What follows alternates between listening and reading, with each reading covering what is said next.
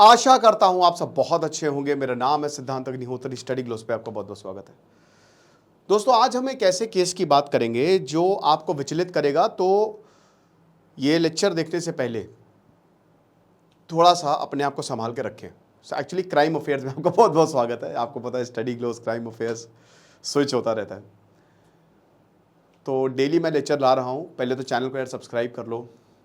इतना अच्छा हम कंटेंट बनाते हैं। रिसर्च अगर आपको अच्छी लगी तो दूसरों को भी रिकमेंड कर दो। तो क्या बात है, बात यह है कि भारत में फांसी 21st सेंचुरी और अभी तक दी नहीं गई है। बहुत कम कसाब को दी गई है ना। और धनंजय चटर्जी जो है वो पहले थे जिनको फांसी दी गई।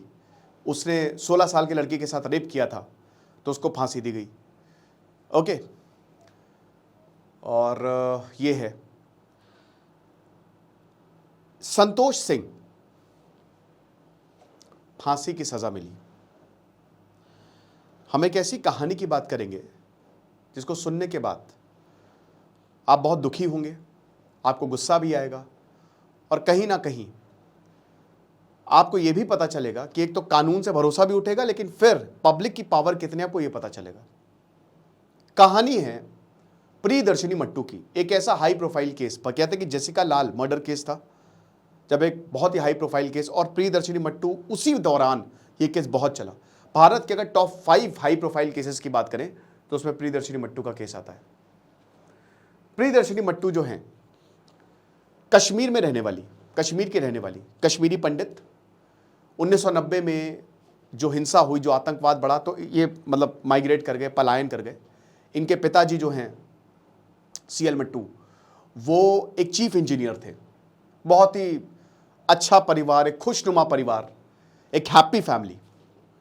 प्रियदर्शनी मट्टू एक जीनियस थी, ठीक है, एक शानदार वकील, पढ़ने में कमाल, टॉपर, हर चीज में। जिस आप ये समझिए कि ऐसे बहुत कम एकेडमिशियंस होते हैं, कहते हैं ना गॉड गिफ्ट, मां सरस्वती का इनके ऊपर वरदान था एक तरीके से।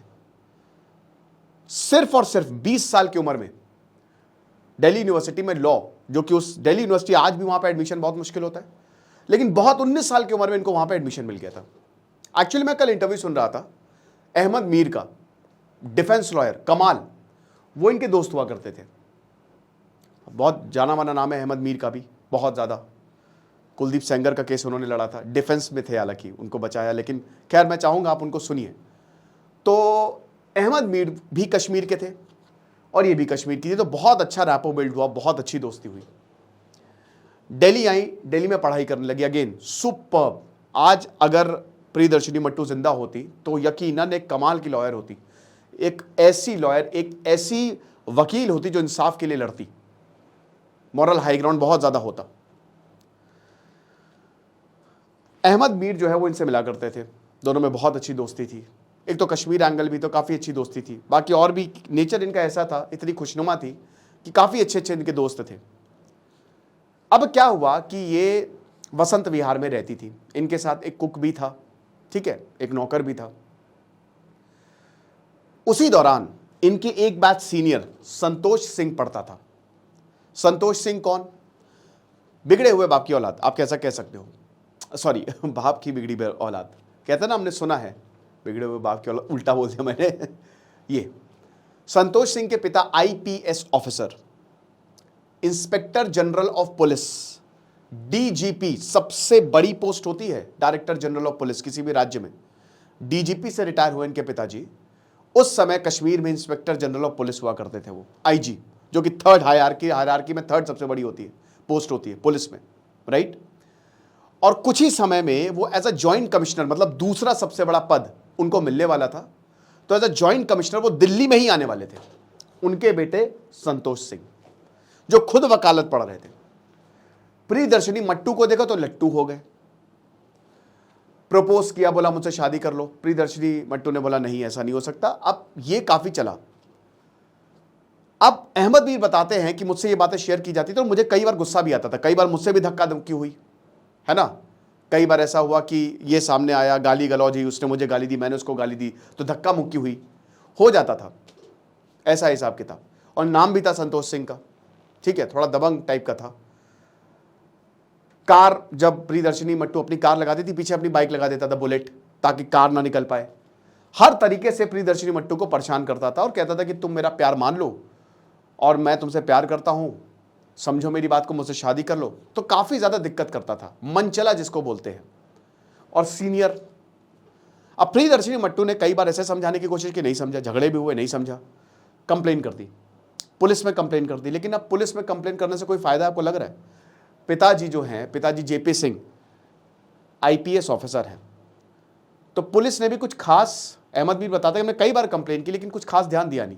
हालांकि एक सिक्योरिटी गार्ड जरूर दिया था, राजेंद्र सिंह जो हेड कांस्टेबल थे, वो प्रियदर्शनी मट्टू को दे दिया था। अच्छा, इसके अगेंस्ट में संतोष सिंह ने यह बोला कि इनकी डिग्री फर्जी है, यह गलत तरीके से उन्होंने एडमिशन लिया है। तो एक एफआईआर, मतलब एक कंप्लेन उन्होंने की, दूसरी कंप्लेन उसने कर दी। बट जब जांच हुई तो पता चला गलत बोल रहा है संतोष, सब कुछ सही है। और ज्यादा दिमाग खराब। तो बात है 23 जनवरी 1996 की। जहां पे भी प्रियदर्शनी मट्टू जाती थी, हेड कांस्टेबल साथ रहते थे, ठीक है ना, सिक्योरिटी पर्पस से। एक बार पुलिस स्टेशन में भी बुलाया गया था संतोष को, बोला कि आपसे मैं ऐसा कुछ नहीं करूंगा, ठीक है। तो 23 जनवरी 1996 वो मनहूस दिन सुबह होती है, लगभग 8:30 बजे प्रियदर्शनी मट्टू जो हैं, इनके पिताजी इनको कॉलेज छोड़ते हैं। फिर 11:30 बजे के करीब ये कॉलेज से वापस आते हैं। हेड कांस्टेबल जो है वो विशंबर नाथ, मतलब एक काम था तो विशंबर नाथ उनके दोस्त, उनसे मिलने गए थे। और प्रियदर्शनी मट्टू ने बोला कि आप थोड़ा बाद में आइएगा, मुझे काम है।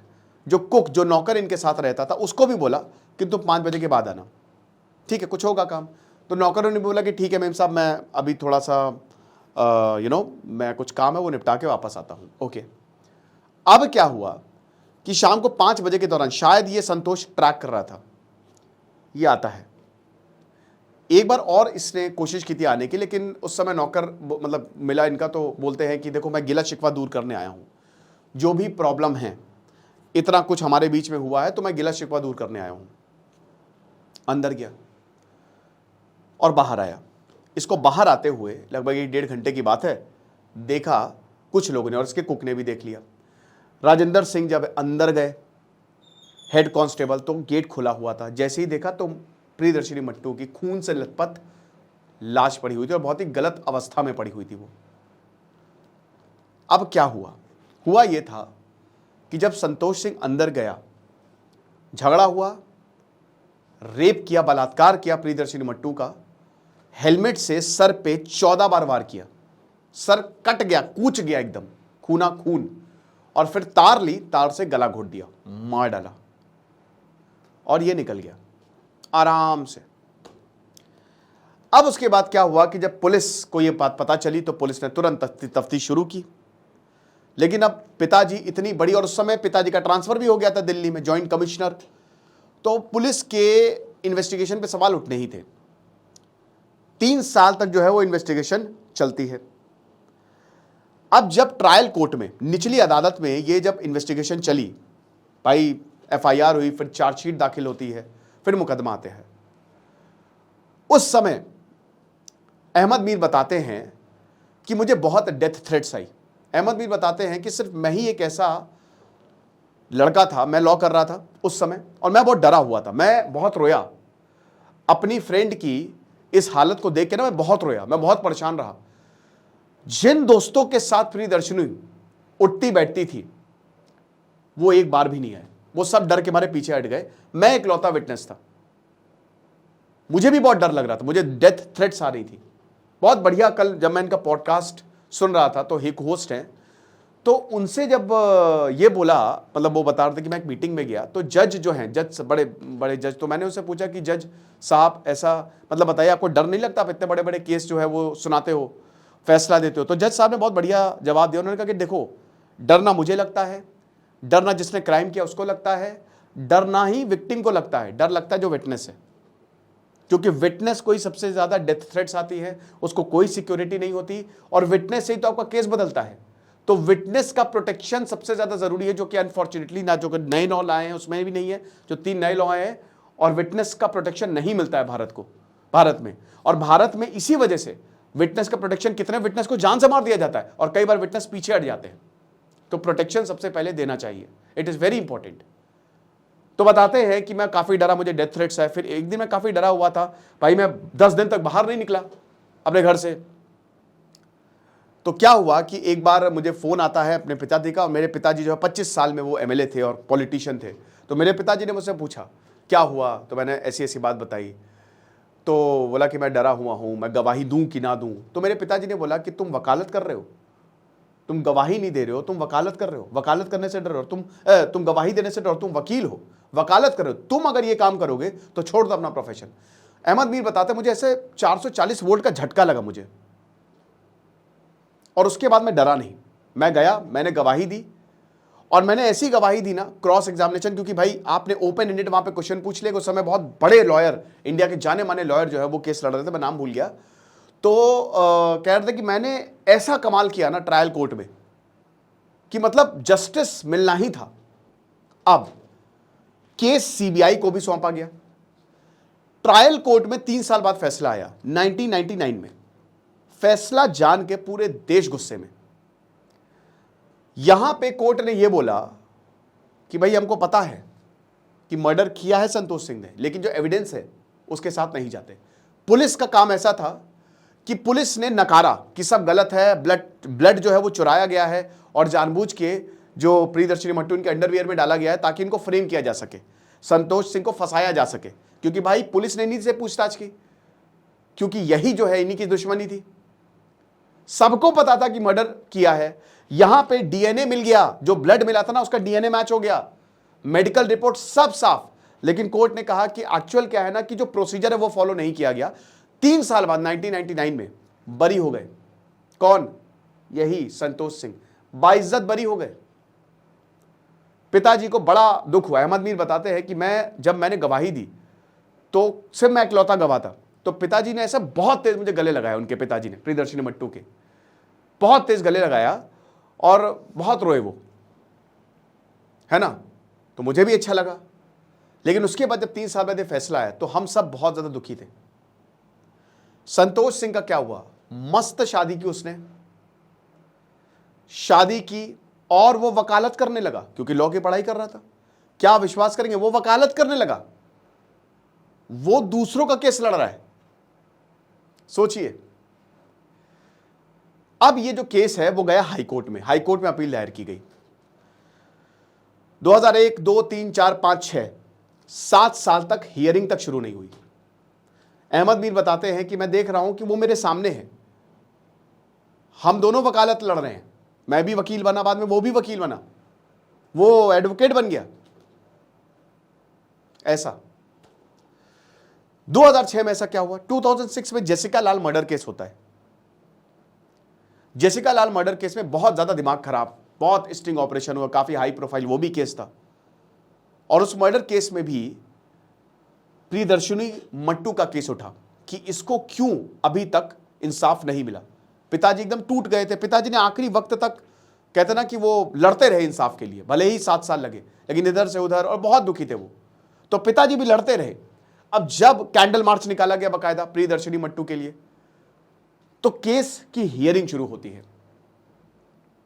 अहमद मीर बताते हैं कि सीबीआई के जो हमारे ऑफिसर थे, उनको मैं बोलता था, जो मेन इन्वेस्टिगेशन ऑफिसर था, उनको मैं ये बोलता था कि भैया आप इतनी डेथ थ्रेट सारी, कहता रहे कोई बात नहीं, परेशान मत होइए, लेकिन झेलना तो मुझे है भाई, डर तो मुझे लगता है। तो भाई कह रहे ना, विटनेस का प्रोटेक्शन बहुत ज्यादा जरूरी है। अब क्या हुआ कि 2006 आता है, हियरिंग शुरू हुई। कोर्ट ने कहा कि हम इसको 47 दिन के अंदर अंदर निपटा देंगे, जजमेंट सुना देंगे। अब तब तक ये वेल सेटल्ड संतोष सिंह, पिताजी भी अच्छी खासी पोस्ट।